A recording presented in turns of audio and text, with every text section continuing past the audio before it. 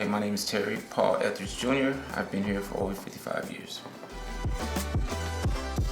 The main issues were the cracks in the ceilings and the walls. I sat here one morning just looking at the walls and saying, hey, something's got to be done. Well, it's going to fall in on us.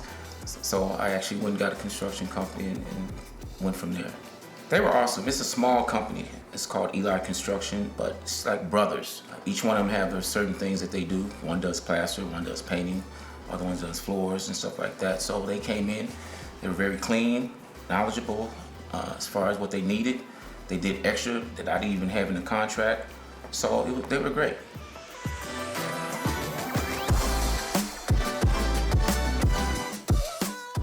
Oh, this is the great room now. I mean, I really want to just keep going. I mean, this is the beginning. Phase one is what I call it. It's not even done yet until I get the windows in.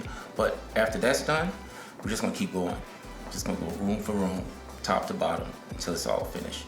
I think that's perfect. Is there anything else you want to add before we cut? Oh, I just love my mother and father.